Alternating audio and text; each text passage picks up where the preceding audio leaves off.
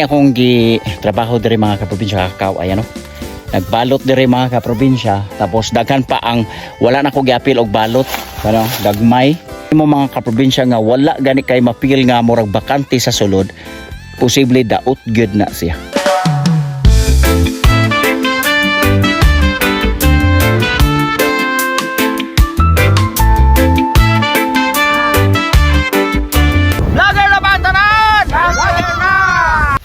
So karong kaburuntagon mga kaprobinsya, madto na punta sa atong umah no. And karong oras sa magkuan ko mga kaprobinsya hinlo dito sa Kakawan. Layo kayo mga kaprobinsya dito nga side sa babaw nga bahin sa akong Kakawan. So dito tamang hinlo karon kay syempre hapit na ang kuan timbunga naman gyud pero dili kay daghan bunga mga kaprobinsya karon. Walahi ra gyud atong aging tuig nga daghan kay bunga. So kuyugi ta kay mga tuta.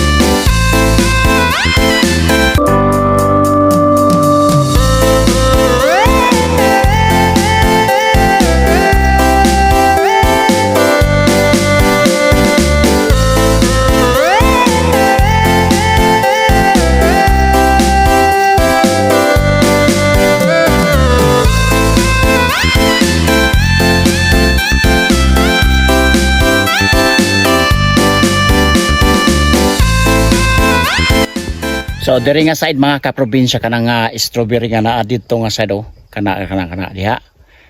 Kuan man na diha mga kaprobinsya kanang murag basa nga yuta. So kung tamnan nimo na di gyud na masilbi diha. Pero ang ilang gibuhat mga kaprobinsya o gibuhat diri. Gitamnan na mo nag strawberry pero gipatong sa kuan kanang bagging bag. O ipatong na mo sa kahoy para nga sufficiente siya. Para magamit pud ang area mga kaprobinsya. Mao na siya diha karon. So ayan, tara, dito, go.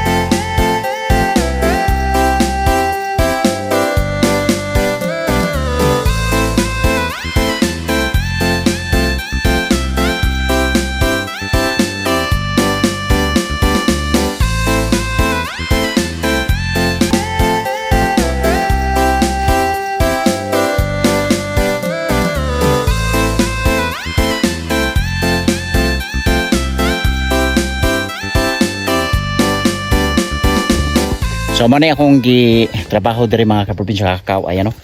Nagbalot diri mga kaprobinsya tapos daghan pa ang wala na ko giapil og balot ano gagmay yon ani. So wala pa nako siya giapil og balot kay kanang kabalutan nga dili pa siya pwede. So dapat mga kaprobinsya kanang dagko na gyud atong baluton. Like for example ingon ani pwede na nato siyang baluton. So ang purpose ana mga kaprobinsya para ma-prevent siya dili madaot kay kung madaot manggod lisod kaayo sayang kaayo ang atong kakao kung masira no. So dapat para dili mabulok ng sulod anang uliso sa ato ang kakao ato gyud siyang baluton mga kaprobinsya ayan no. Daghan og bulak mga kaprobinsya no. Ayan. Shout out ko sa presyo sa tong kakao karon. Ang presyo sa tong kakao karon 300 plus kaayo ang kilo. Pating ayahay gyud unta mga kaprobinsya kung daghan kita kakawan no. So ayahay kay tong mga kakawan nga naadyoy daghan kay bunga sa pagkakaron kay medyo mahal gyud kaayo ang presyo sa atong kakao. Sa kakao nato naabot og 300 plus ang kilo. So samot na karon no, sa panahon nato karon medyo gamay ra gyud kaayo ang produkto sa kakao karong panahon na. So daghan kay nangutana ngano daw nagkamahal ang produkto sa kakao. Daghan magud ang nagtransplant o nagbalhin sa tanom. No, ang mga kakao gipantanggal na, siguro ang uban lahi na pong produkto ang gitanom sa ilahang area. So uso karon mga saging, no. So ang kakao natanggal gyud. So sa panahon karon murag nakaganar karon ang atong kakao, o di ba? So ayan. Sa kakao mga kaprobinsya, mao ni ginabalik-balik nako sa pag-promote dinhi tungod kay ang kakao manggod mga kaprobinsya, dali ra kaayo siya makwartahan. And imagine mo sa 2 years na sa kakao, 2 years and ihap. So but pasabot duha ka tuig og tunga mga kaprobinsya, ang kakao nato mamunga na. Mao na siya diha pinakadali. And then kung ang importante lang diha mga kaprobinsya nga dili siya makabsan og sustansya sa yuta sa atong tanom. So but pasabot nga kinahanglan jud nato hinluan permanente og abunuhan permanente ang atong tanom. Kay para nga naman, para dali ra gyud siya mamunga. Nara mga kaprobinsya. Ayan. Kita ba? Ayan no, na siya punga pero 2 years pa lang na siya kapin kani. So ang sekreto anak mga kaprobinsya diha na ko gitanom, or ang sekreto ani mga kaprobinsya diri na mo gitanom ang punuan sa ihang area. Ayan o. Tapos pagka dako na sa tanom mga kaprobinsya nga pwede na natong sumpayan. So amo nang gisumpayan mga kaprobinsya. So mao na to kay ang nakanindot manggod mga kaprobinsya kana bitong ikaw kabalo na ta mismo mo kanang sumpay sa kakao, di na gyud problema mga kaprobinsya kay ngano ang gwapo nga sekreto or ang sekreto gyud sa pagtanom kana bitong itanom sa nimo sa yuta ang kakao, unya pagka human nimo tanom sa yuta sa kakao ay ha nimo sundan og kanang sumpay. Ayaw paggamit mga kaprobinsya kay usa sa mga tendency manggod nga dugay or dili dugay makarecover ang kakao kada bang imong gipalit seedling tapos imong gitanom na nga naanay sumpay. Pero mas the best mga kaprobinsya nga kanang seedling pa lang, wala pa lang siya gisumpay, gitanom na nimo ug ikaw na mismo amo sumpay sa area kay tuloy-tuloy na mga kaprobinsya, wala nay madamage ug nindot gyud ang dagan sa iyang tubo kay wala na may na problema sa iyahag mga pagtanom. So ingon ani mga kaprobinsya, see? Ayan, daghan na siya bulak mga kaprobinsya. Na siya bunga mga kaprobinsya. Ni. So kana mga kaprobinsya UF18 kani nga tanom. So kana mga kaprobinsya, dagag variety ang kakao karon mga kaprobinsya. Bagnot lang ni din kay wala pa siya hinluan lang nato ni mga kaprobinsya gid. Importante. Ayan o. Nakabalot na ta diri mga kaprobinsya o. Napay gagmay. Tapos kaning mga plasing, kaning mga sprout, tanggalon jud ni mga kaprobinsya. So daghan kay tag pwede ipatanggal ani kanang gitawag nato nga kanang pruning shear. Magpalit lag pruning shear, barato ra man na itag 200, na itag 100 plus. Mo na ipam-pruning. Dapat pruningan jud din kanang bag-o lang nako gipruningan oh. Ayan oh. Ditanggal na siya dinhi. So nindot na ang dagan sa iyahang tanom. So nganong purpose nato nganong pruningan para tuloy-tuloy ang bunga og makalanghap gyud og presko nga hangin, dili crowded mga kaprobinsya. Kani dito sa akong farm dito sa babaw o sa akong kakawan po dito sa babaw, ako pong gihinluan og tarong mga kaprobinsya kay ako magunakita gud dito mga kaprobinsya perti paita gyud ang kakao dito tungod kay sa landong ba. So akong gipang tanggalan ang uban ng mga punuan sa kahoy para pindaplin kay kining kakao mga kaprobinsya dili gyud siya hilig kaayo anang sobra na ang shading niya or sobra na kaayo iyang mga palibot nga grabe ang kanang say tawag ani kanang daghan na kaayog mga kahoy-kahoy sa daplin sa palibot. anang imuhang kakawan. Dapat ang kakawan mga kaprobinsya kanang sulo-sulo or kung na may shading dili pod kaayo. At least nga presko siya kay mas the best siya ug mas daghan siya mamunga ug magbulak siya taman mga kaprobinsya kung kita gyud niya kaayo ang adlaw. Ayan. So mauna mga kaprobinsya ang atong update karong adlaw. Dire na ipipila din Yan.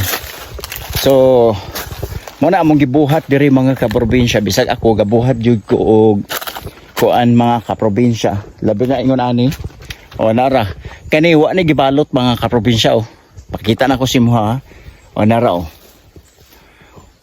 So 100% mga kaprobinsya sira gyud ni siya. Bisan sa unay mog tan-aw. Pag tuktok pa lang nimo mga kaprobinsya wala na. Tukod kay kung ang kuan manggod ang kakao once nga tuktukon nimo siya mga kaprobinsya, pag tuktok nimo anang kakao nimo, kanang murag tan-aw nimo bitaw nga murag bakante siya sa sulod, kana siya is maayo nga kakao. Pero pag tuktok nimo mga kaprobinsya nga wala gani kay mapil nga murag bakante sa sulod, posible daot gyud na siya. So mora po ni mga kaprobinsya ang ato ang problema sa kakao. Ang ihang pagbunga kay dugukon jud siya og kanang mga insekto. So mo ni ang dapat 100% buhaton nato, gamay pa lang siya mga kaprobinsya or battery size, kanang battery bitaw sa radyo gyud. Ay nakadaghan man tag klase sa battery na AA na AAA. Katong battery gyud siya sa radyo or battery sa flashlight kani adto. Katong Lion Tiger ba na siguro nga flashlight no. So ingon ani mga kaprobinsya ani. Pwede na siya dapat nato baluton. Pero kanang gagmay kaayo, ayaw lang sana. Dili sana gyud ang gagmay kay madiskuhido ta ana mga kaprobinsya. So let's go mga kaprobinsya ato ta sa akong area. Then silip-silip lang ta didto kay ang ato ang time is 13 ra gyud ni mga kaprobinsya.